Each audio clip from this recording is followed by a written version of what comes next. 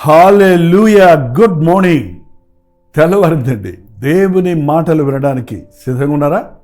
రోజు మిమ్మల్ని పలకరించడానికి, ప్రభు ప్రేమను వెల్లడిపరచడానికి, ఆయన వాక్య సత్యాలను గ్రహించుకొని ఆయన వాక్యానుసారంగా జీవించినట్లుగా ఆయన వాక్యాన్ని వేకువనే ధ్యానించడానికి ప్రభు ఇచ్చిన అవకాశాన్ని బట్టి ఆయనకి నేను స్తుతులు చెల్లిస్తున్నాను. మీరు కూడా క్రమం తప్పకుండా వీక్షిస్తున్నారని నమ్ముతున్నాను. రండి, ఒక చిన్న ప్రార్థన. పరిశుద్ధుడా, నీకు వందనములయ్యా. ఏ రీతిగా నిన్ను స్తుతించగలవయ్యా? ఏమని నిన్ను స్తుతించగలవయ్యా?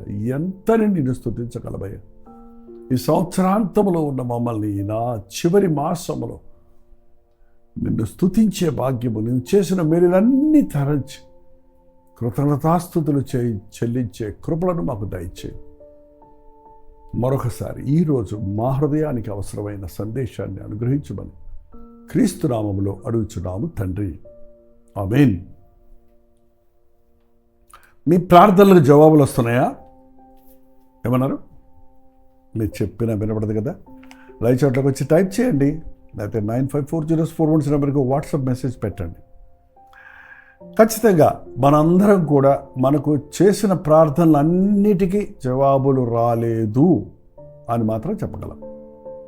కానీ చాలా ప్రార్థనలకు జవాబులు వచ్చినవి అన్న సంగతి కంటే ఏదో జవాబులు దొరకనటువంటి 1-2 విషయాల కొరకే మనం ఎక్కువగా గుర్తుపెట్టుకుంటుంటాం.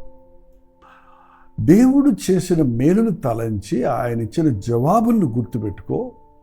ప్రార్థన జవాబుల విషయమై, ఇచ్చిన జవాబుల విషయమై సంతోషించు. ఆయన కొన్నిటికి నీకు ఇంకా జవాబులు రాలేదంటే ఒకవేళ నీకు అవి అక్కర్లేదేమో, అవి నీవు అడిగింది నీకు మేలుకరమైనవి కావేమో, లేక ఇప్పుడు అవసరం లేదేమో. ఖచ్చితంగా నువ్వు అడిగింది అడిగి ఊరుకుంటే నువ్వు మర్చిపోతావు అడిగిన దాని విషయమై. కానీ ఆయన మరువడండి.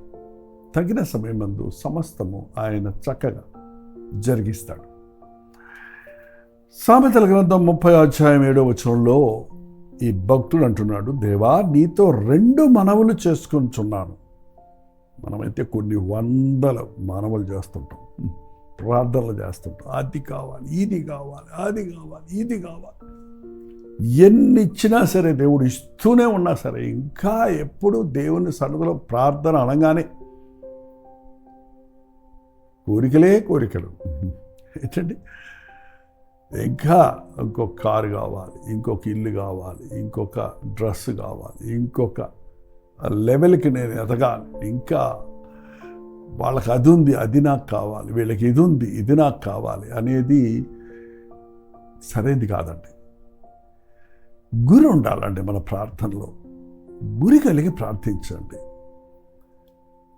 కొన్ని అవసరతలు తీరినప్పుడు ఆ చిల్లర అవసరతలన్నీ దాంతోపాటు తీరిపోతాయి. ప్రతిదీ అడగాల్సిన అవసరం లేదు. విస్తారమైన మాటలతో ప్రార్థనలు దేవుణ్ణి అడుక్కోవాల్సిన అవసరం లేదండి. అవసరమైంది అడిగితే దాంతోపాటే అన్నీ ప్యాకేజీ లాగా ఇచ్చేస్తాడు దేవుడు. ఈ భక్తుడు అంటున్నాడు 2 మనవులు చేసుకున్నాడంట. తనకున్న ప్రార్థన అంశాలను 2గా చేసుకున్నాడు. ఏంటవి? దేవా నీతో 2 మనవులు చేసుకున్నాను, నేను చనిపోకముందు వాటిని నాకు అనుగ్రహింపము. ఇప్పుడే ఇచ్చేమని అడగటం లేదు. మనం ఇప్పుడే కావాలి, నువ్వు ఉంటే ఇప్పుడే జరిగించాలి, మొండి పట్టుబడతాం. నువ్వు ఎంత గింజుకున్నా దేవుని సమయంలో సమస్తము ఆయన చేస్తాడు. కానీ నీ కోసం కంగారుపడి, నువ్వు కంగారు పడుతున్నావు అని ఆయన కంగారు పడేవాడు కాదండి.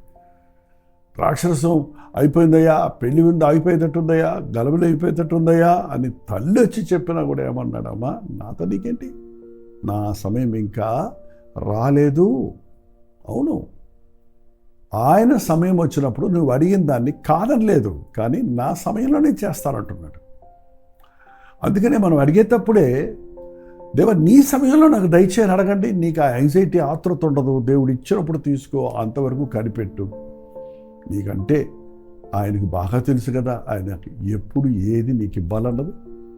కాబట్టి విశ్వాసంతో కనిపెట్టాలి. 2 మనవులు చేసుకున్నాను. నేను చనిపోకముందు వాటిని నాకు అనుగ్రహించు. 1, వ్యర్థమైన వాటిని, అబద్ధములను నాకు దూరముగా నుంచుము.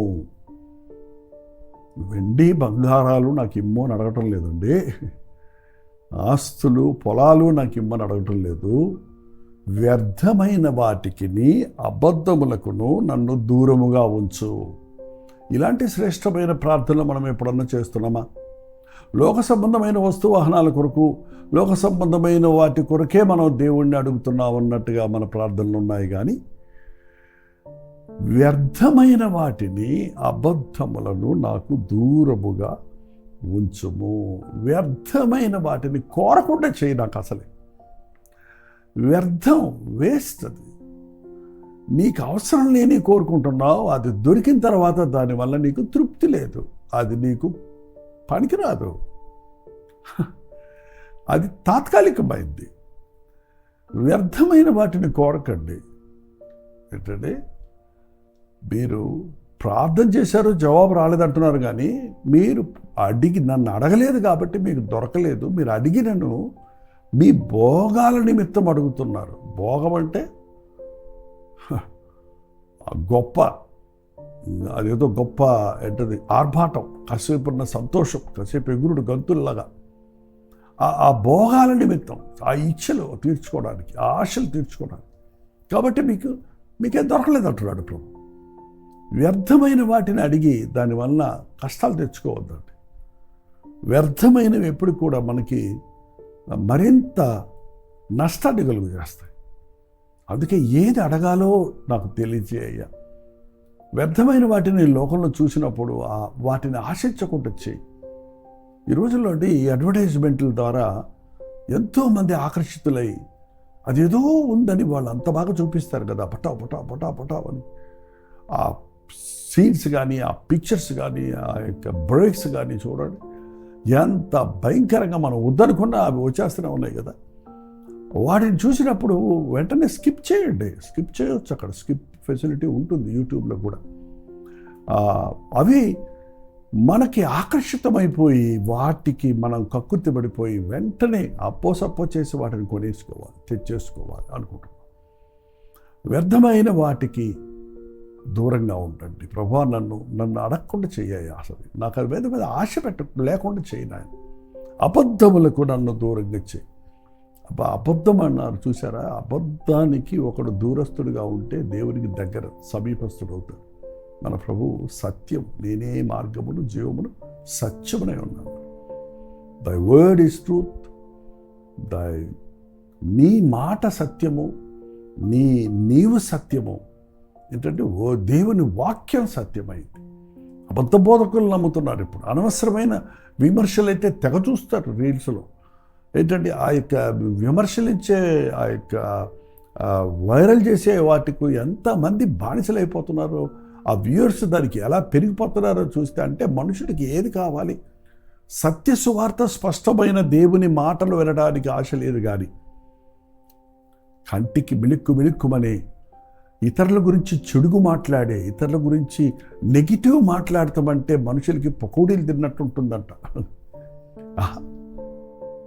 అదే నీ గురించి మాట్లాడారు అనుకో ఎవరైనా, విషం తిన్నట్టు, you can't take it, no, that's it.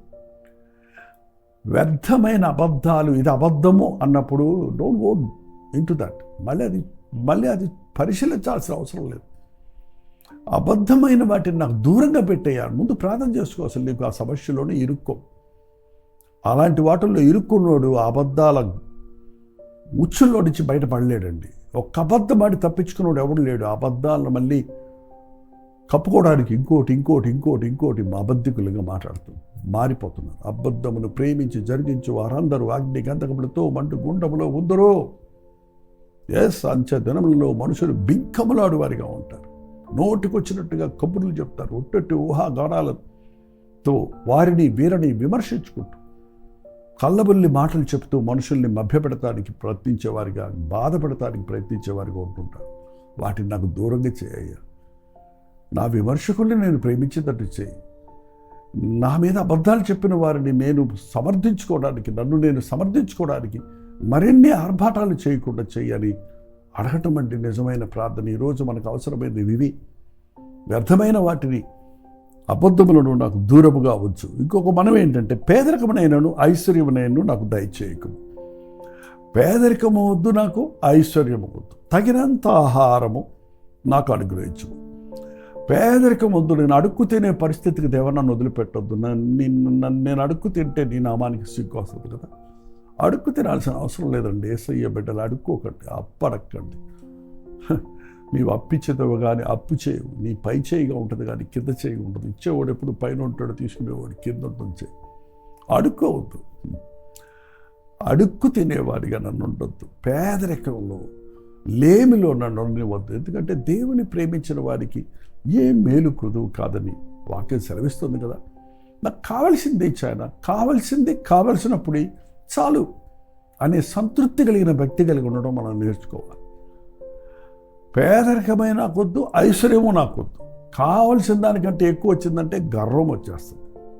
కావలసిన దానికంటే ఎక్కువ అయిపోతే, ధనం ఎక్కువైతే అహంభావం ఎక్కువైపోతుంది. వ్యర్థమైన వాటికి ప్రాకులాడతాం. పాపకార్యాలకు, భోగాలకు, ఆర్భాటాలకు చోటిస్తాం. అందుకని నాకు పేదరికం వద్దు, ఐశ్వర్యం వద్దు. తగినంత ఆహారము, తగిన వస్త్రాలు, తగిన ఆహారము, తగిన వాహనాలు ఏది కావాలన్నా, నాకు ఏది ఎప్పుడు కావాలో నా దేవునికి తెలుసు. అది నేను అడిగి ఊరుకుంటాను, ఆయన నాకు ఇస్తాడు అన్న నమ్మకం మనకు ఉండాలి.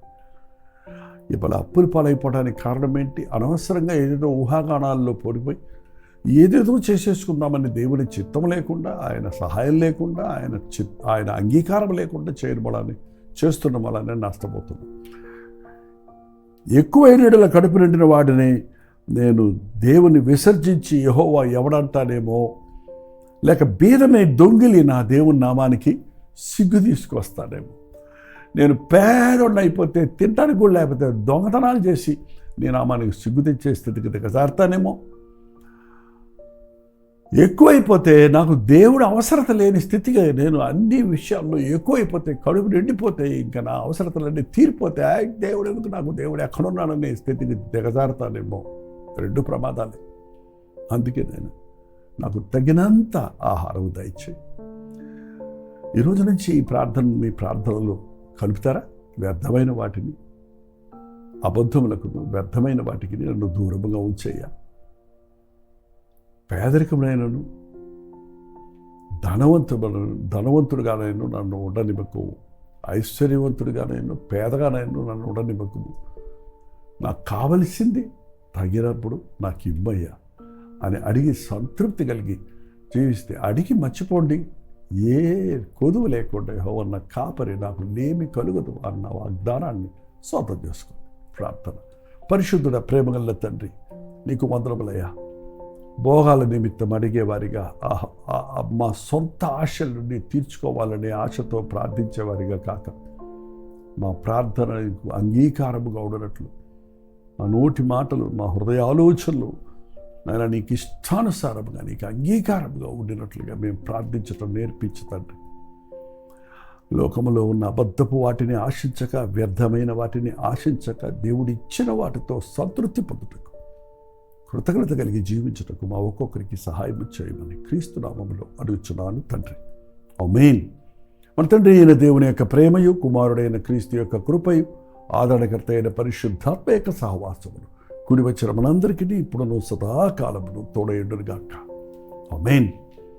దేవుని స్తోత్రం. మీ ప్రార్థనా సదుల భారాలు 9540 నెంబర్కి, మీరు ఇతర దేశాల్లో ఉంటే 9100 నెంబర్కి ఒక టెక్స్ట్ లేక వాయిస్ మెసేజ్ ద్వారా వాట్సాప్ పెట్టండి. మీ పక్షంలో ప్రార్థించడానికి మేము సిద్ధంగా ఉన్నాం, మేము ప్రార్థిస్తున్నాం, మీరు ప్రార్థించండి.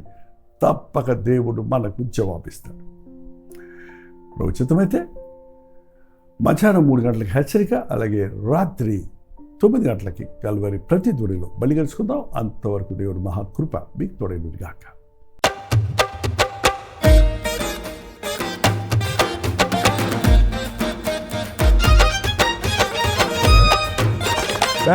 బెంగళూరు పరిసర ప్రాంతాల్లో ఉన్న వారికి శుభవార్త.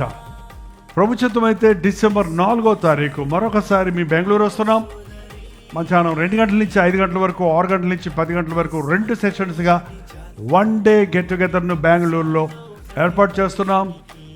రాగలిగిన వాళ్ళందరూ వచ్చి వీలైతే 2 సెషన్స్కి వచ్చి దేవుని ఆశీర్వాదాలు పొందండి. సంవత్సరాంతంలో ఉన్నాం. మీరు బెంగళూరు చుట్టుపక్కల అనేక ప్రాంతాల నుంచి కూడా వస్తున్నారు. మధ్యాహ్నం సెషన్లో మీరు హాజరై అవసరమైతే మీరు ఈవినింగ్ వెళ్ళిపోవచ్చు.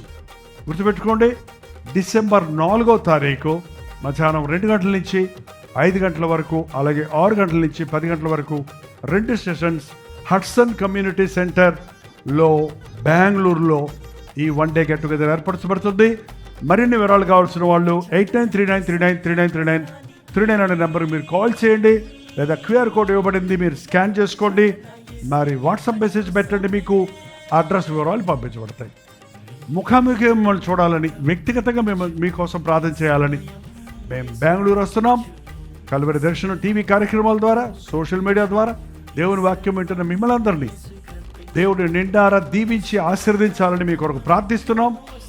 ఈ యొక్క మీటింగ్ ద్వారా మిమ్మల్ని మరింతగా బలపరచాలని, ముఖాముఖిగా చూసి మీ లోపాలు దిద్దాలని ఈ గెట్ టుగెదర్ ఏర్పాటు చేయబడుతుంది. రండి, దీవించబడండి. వందనాలు. ప్రతి మనుషునికి యేసు ప్రేమను చూపించుదాం, యేసులోనే నడిపించుదాం. యేసు ప్రేమను చూపించుదాం, యేసుతోనే సాగిపోదాం.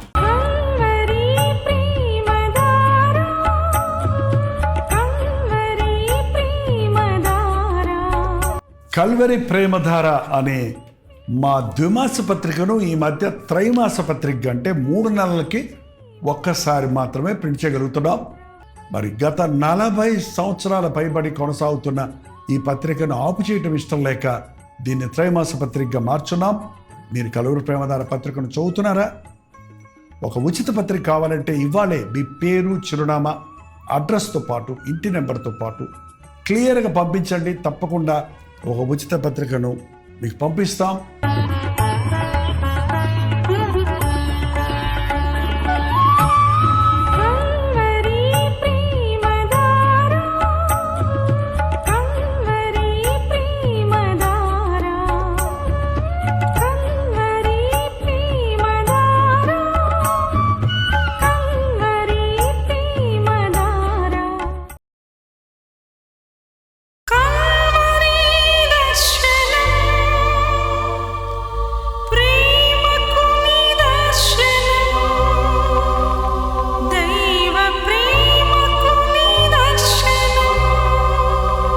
తెలుగు, తమిళ, హిందీ, మలయాళం, బెంగాలీ, ఒరియా అనే 6 భాషల్లో టెలివిజన్ ప్రోగ్రామ్స్ కొనసాగుతూనే ఉన్నాయి.